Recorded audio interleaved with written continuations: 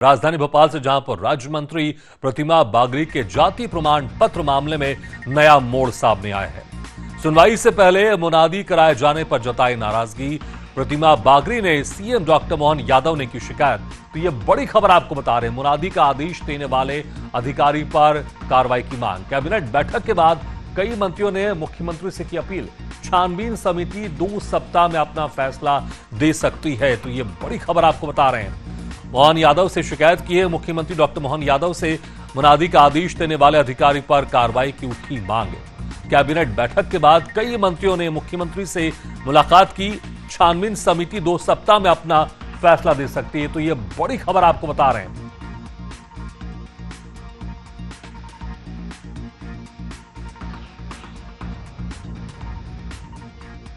तो जिस तरह से मुख्यमंत्री से मुलाकात की गई और इस पर कार्रवाई करने की बात की गई, क्योंकि यह मामला था राज्य मंत्री प्रतिमा बागरी के जाति प्रमाण पत्र का। अब इस मामले में नया मोड़ आ गया। चलिए इस खबर पर ज्यादा जानकारी के लिए हमारे से जुड़ रहे हैं प्रदीप तलरेजा। प्रदीप, देखिए जिस तरह से राज्य मंत्री प्रतिमा बागरी के मामले में एक नया मोड़ आ गया है, किस तरह से मुलाकात हुई मुख्यमंत्री डॉक्टर मोहन यादव के साथ और क्या कुछ मांग की गई, विस्तार से बताएं। देखिए, मध्य प्रदेश की राज्य मंत्री है प्रतिमा बागरी और उनकी जाति प्रमाण पत्र को देखिए लगातार किस प्रकार से पेच फंसा हुआ था और लगातार ये कहा जा रहा था कि उनकी जाति जो है वो ठाकुर राजपूत समाज में आती है।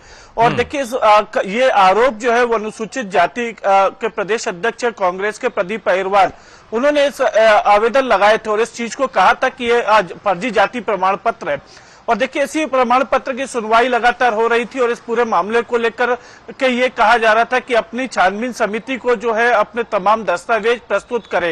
हालांकि इसके लिए समय भी निर्धारित किया गया था और प्रतिमा बागरी पहुंची भी थी, लेकिन इस एक बात को लेकर प्रतिमा बागरी ने अपनी नाराजगी जरूर जाहिर की है। उनका कहना है कि जिस प्रकार से सतना के नागौद में उनके जो गांव है, आसपास के जो गांव हैं, उन गांवों में जिस प्रकार से ढिंढोरा पिटवाया गया, यानी डुगडुगी बजवाई गई थी, जिसका वीडियो भी हमने देखा था, उस वीडियो को लेकर के आपत्ति उन्होंने जताई। उनका कहना था कि इस प्रकार से अपराधियों जैसा जो व्यवहार जो है वो किया गया उनके साथ में। अगर किसी पद पे बैठे व्यक्ति के साथ इस प्रकार की चीजें हो रही तो वो कहीं ना कहीं गलत है। और इसी बात की शिकायत देखिए कल जब कैबिनेट की बैठक मंत्रालय में थी तब की गई थी और इसमें सिर्फ अकेले से मंत्री प्रतिमा बागरी नहीं थी, इसमें जबकि और भी अन्य के जो मंत्री थे वो भी इसमें बैठक में शामिल हुए थे। उनके सामने ये बात को कहा गया।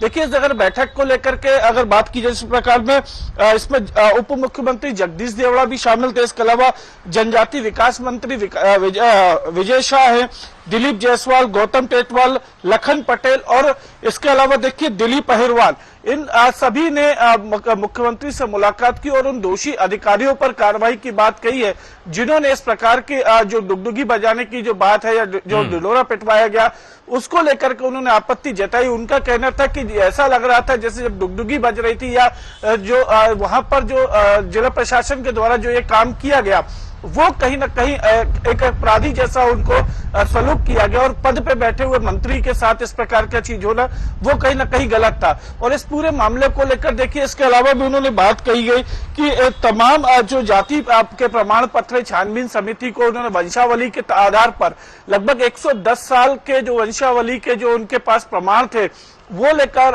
उन्होंने प्रस्तुत किए हैं। और इसी बात को लेकर भी कहीं ना कहीं वो आशंका भी जता रही कि छानबीन समिति की जब जो निर्णय आएगा जिसमें गुलशन बामरा कई सदस्य जो मौजूद है, तो देखिए कहीं ना कहीं छानबीन समिति जो है वो मंत्री को कहीं ना कहीं इस पूरे मामले से बरी करेगी।